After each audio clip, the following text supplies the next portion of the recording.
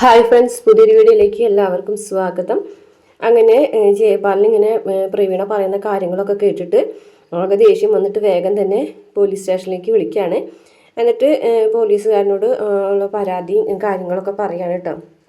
പിന്നെ കാണിക്കുന്നത് ശാരദയും മക്കളൊക്കെ ഇങ്ങനെ ഇരിക്കുകയാണ് കേട്ടോ. ശാരദയുടെ അടുത്ത് യമുനൊക്കെ എടുക്കുന്നുണ്ട്. എന്നിട്ട് ഇങ്ങനെ അവർ വിനീതും ഉണ്ട്.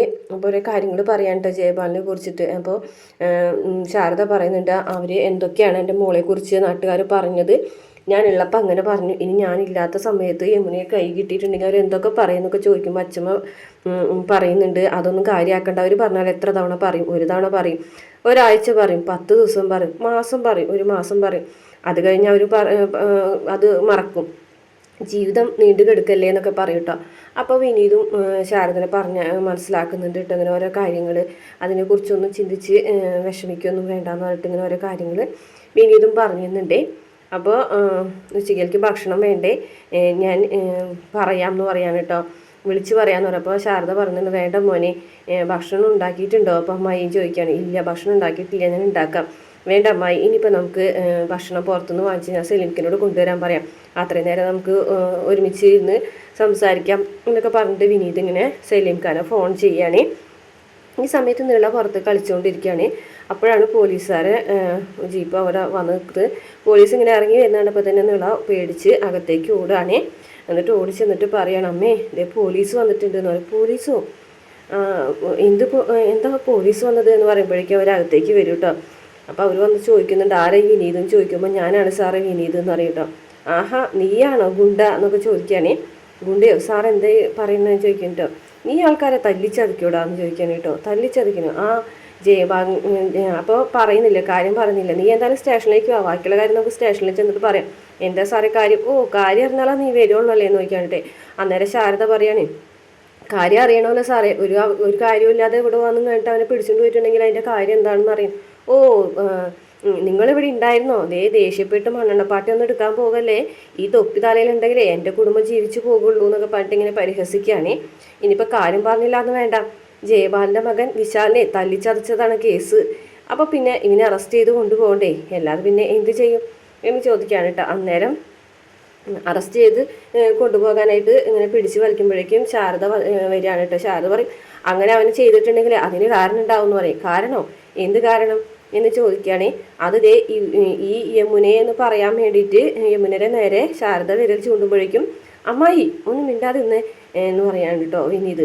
അപ്പോൾ ശാരദ ഒന്നും മിണ്ടൂല കേട്ടോ. അപ്പോൾ വിനീത് പറയുന്നുണ്ട്, സാറേ ഞാൻ ചെയ്തത് സത്യം തന്നെയാണ്. മാർത്താണ്ടൊത്ത് പോയി തല്ലി, അവരെ മാത്രമല്ല അവൻ്റെ 2 കൂട്ടുകാരന്മാരെയും തല്ലിയിട്ടേ കാറിൽ പിടിച്ചിട്ട് ഇവിടെ വരെ കൊണ്ടുവന്നു. മാത്രമല്ല ഇവിടെ വന്നിട്ടും തല്ലി. അവനത് അർഹിക്കുന്നുണ്ട് സാറേ എന്ന് പറയാൻ കേട്ടോ വിനീത്. അന്നേരം പോലീസുകാരൻ ദേഷ്യം വരികയാണ്. ആഹാ, നീ ചെയ്ത കാര്യങ്ങൾ എൻ്റെ മുഖത്ത് നോക്കിയിട്ട് വിളിച്ച് പറയുന്നോടാന്ന് ചോദിച്ചിട്ട് വീണ്ടും കഴുത്തിന് കുത്തിപ്പിടിക്കുകയാണേ.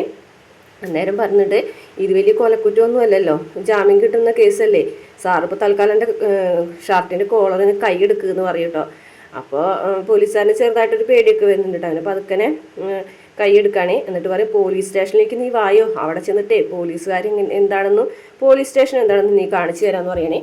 അന്നേരം വിനീത് അമ്മായിനോട് പറയുന്നുണ്ട്, അമ്മായി ഒരു കാര്യം ചെയ്യും, കാവേരിനെ വിവരം അറിയിക്കി, യമുനയെ നന്നായിട്ട് നോക്കിക്കോളണേ. പിന്നെ നിവിനെയും ഒന്ന് വിവരം അറിയിക്കാനായിട്ട് കാവേരിനോട് പറഞ്ഞേക്കാൻ പറയുന്നുണ്ട്. അങ്ങനെ നിവിൻ അവരെ കൂടെ നിവിനല്ല വിനീത് അവരെ കൂടെ പോകുകയാണ് കേട്ടോ. അവർ പിടിച്ചു വലിക്കുമ്പോൾ വിനീത് അവരെ കൈ പിടിച്ച് മാറ്റുന്നുണ്ട് കേട്ടോ. ഞാൻ വന്നോളാം, ഞാൻ വരില്ല എന്ന് നിങ്ങളോട് പറഞ്ഞിട്ടില്ലല്ലോ എന്നൊക്കെ പറയുന്നുണ്ടേ. അങ്ങനെ അവർ വിനീത് കൂടെ ഓടി ചെല്ലുന്നുണ്ട് കേട്ടോ. അവസാനം വിനീതിനെ അവർ കൊണ്ടുപോകുമ്പോൾ യമുന സങ്കടപ്പെട്ടു കരഞ്ഞകത്തേക്ക് ഓടുമ്പോൾ ഇവർ പിന്നെ കൂടെ ഓടി ചെല്ലുന്നുണ്ട്. അങ്ങനെ യമുനനെ ആശ്വസിപ്പിക്കുന്നുണ്ട്, സാരില്ല മോളെ എന്ന് പറയണേ. എന്നിട്ട് ശാരദ പറയാണ്, മോളെ നീളെ നീ പോയിട്ട് ഫോൺ എടുത്തിട്ട് ആ കാവേരി ചേച്ചിനൊന്ന് വിളിച്ചിട്ട് വിനീതേട്ടനെ അറസ്റ്റ് ചെയ്ത് കൊണ്ടുപോയി എന്ന് പറയും. അങ്ങനെ നീള വേഗം തന്നെ കാവേരിനെ വിളിക്കുകയാണ്. എന്നിട്ട് കാവേരി ഫോൺ എടുക്കുമ്പോൾ തന്നെ നീളരെ കരച്ചിൽ കേൾക്കുമ്പോൾ എന്താ കാര്യം എന്ന് ചോദിക്കുകയാണേ. അന്നേരം നടന്ന സംഭവങ്ങളൊക്കെ തന്നെ നീള പറയുകയാണേ. അപ്പോൾ അച്ചമ്മയാണെന്നുണ്ടെങ്കിൽ ജയപാലിനെ ഇങ്ങനെ ഇരുന്ന് ശപിക്കുകയാണ്, ദുഷ്ടൻ, അവനെ ഗതി പിടിക്കൂല എന്നൊക്കെ പറയാം. അപ്പോൾ ശാരദ പറയുന്നുണ്ട്, കാവേരി പറഞ്ഞതാണ് അപ്പോഴേ കേസ് കൊടുക്കുക, അവനെ വിടരുതെന്ന്. ഇപ്പം അവൻ നമുക്കെതിരെ തിരിഞ്ഞു കൊത്തി എന്നൊക്കെ പറയുന്നുണ്ട്. അങ്ങനെ ഫോൺ ശാരദ വാങ്ങാൻ ഇട്ടോ. എന്നിട്ട് ശാരദ പറയുന്നുണ്ട്, മോളെ ഒരു കാര്യം ചെയ്യും, മോള് ആ ഒരു നിവിനുണ്ടല്ലോ അവനെയും കൂടി ഒന്ന് വിളിച്ച് ഇവരെ അറിയിക്കുക. അപ്പോൾ നിവിൻ നാട്ടിലില്ലാന്നാണ് തോന്നുന്നത് അമ്മേ, എന്തായാലും അവനും കൂടെ ഒന്ന് അറിയിച്ചേക്ക് എന്ന് പറയും കേട്ടോ. അപ്പം അച്ഛമ്മ പറയുന്നുണ്ട് കേട്ടോ, അവനത്ര നല്ല അവൻ നീ പറഞ്ഞ അത്ര മോശം ചെറുപ്പക്കാരനൊന്നും അല്ല എന്ന് തോന്നുന്നുണ്ട്, യമുനയെ കൊണ്ടുവരാനായിട്ട് അവനും കൂടെയല്ലേ പോയിരുന്നൊക്കെ പറയും. അപ്പോൾ കാവേരി പറഞ്ഞിട്ട് അമ്മ വിഷമിക്കൊന്നും വേണ്ട, സ്റ്റേഷനിൽ ജാമ്യം വിടാനുള്ള കേസ് മാത്രമേ ഉള്ളൂ, ഇത് ഞാൻ സ്റ്റേഷനിലേക്ക് ഇപ്പോൾ തന്നെ പോയിക്കോളാം എന്ന് പറയുകയാണേ. ഈ സമയത്ത് ഇതൊക്കെ കേട്ടുന്നിട്ട് യമുന പുറത്തേക്ക് പോകുന്നത് കാണുമ്പോൾ ശാരദ ഒന്ന് ചോദിക്കണം, നീ എവിടേക്കാന്ന് ചോദിക്കുമ്പോൾ ഞാൻ പോലീസ് സ്റ്റേഷനിൽ പോകാം, പോലീസ് സ്റ്റേഷനിൽ ചെന്ന് നടന്ന സംഭവങ്ങളെല്ലാം പറയാം, അപ്പോൾ വിനീതേട്ടന് വിടും, നീ അകത്ത് കയറിപ്പോടി എന്ന് പറയുമ്പോൾ ഇല്ല ഞാൻ പോകും എന്നൊക്കെ പറയുമ്പോൾ അടിയിട്ടാണ് കേട്ടോ, ഒരു കവളത്ത് ഒരു അടി കൊടുക്കുകയാണ് കേട്ടോ യമുനരെ. അപ്പോൾ എടി ആടി പോയി പറയടി, എന്നിട്ട് നാട്ടുകാരെയും പത്രക്കാരെയും ടി വിക്കാരെയും എല്ലാവരും ഇവിടെ കയറി നിറങ്ങട്ടെ, ഈ നിൽക്കുന്ന ചെറുതുണ്ടല്ലോ ആ ചെറുതിനെ വരെ വിഷം തന്നിട്ട് കൊന്നിട്ട് നീ പൊയ്ക്കോ, ഞങ്ങൾ 4 പെണ്ണുങ്ങൾക്കും വിഷം തന്ന് കൊന്നിട്ട് നീ പൊക്കോ, അല്ലാതെ നീ ഇവിടെ നിന്ന് പോകണ്ടെന്ന് പറയാൻ കേട്ടോ. അപ്പോൾ അച്ഛമ്മ വന്നിട്ട് പറയും, എന്തിനാണ് ആ പനി പിടിച്ച് കിടക്കുന്ന കൊച്ചിനെ വേദനിപ്പിക്കുന്നത് എന്ന് ചോദിക്കുകയാണ് കേട്ടോ. അങ്ങനെ അവരകത്തേക്ക് പോകും. ശാരദയാണെന്നുണ്ടെങ്കിൽ ആകെ സങ്കടപ്പെട്ട് കരഞ്ഞുകൊണ്ട് നിൽക്കുന്നുണ്ട് കേട്ടോ. ആകെ ഒരു ചെറുക്കനെ ഈ വീടിന് അത്താണിയായിട്ടുള്ളതാണ്, അതും കൂടെ പോയി എന്നൊക്കെ പറഞ്ഞിട്ട്. ഇതേ സമയം കാവേരിയും ഗംഗയും കൂടെ സ്റ്റേഷനിലേക്ക് എത്താണ് കേട്ടോ. ഗംഗ ഓടി നല്ല വിളിച്ചുകൊണ്ടാണ് കേട്ടോ വരുന്നത്. വന്ന് വേഗം തന്നെ വിനീതിൻ്റെ അടുത്തേക്ക് ഓടിച്ചെല്ലാണ് കേട്ടോ, വിനീതേട്ടാന്ന് വിളിച്ചിട്ട്. അപ്പോൾ പോലീസുകാരൻ ചോദിക്കുന്നത് എന്താ ഇവിടെ പ്രശ്നം, ആരാന്ന് ചോദിക്കാൻ കേട്ടോ. ഹസ്ബൻഡാണെന്ന് പറയട്ടോ, അതുകൊണ്ട് ഇവിടെ അങ്ങനെ ഒച്ചയും ബഹളമൊന്നും പാടില്ല സാർ, ഒരു 2 മിനിറ്റ്.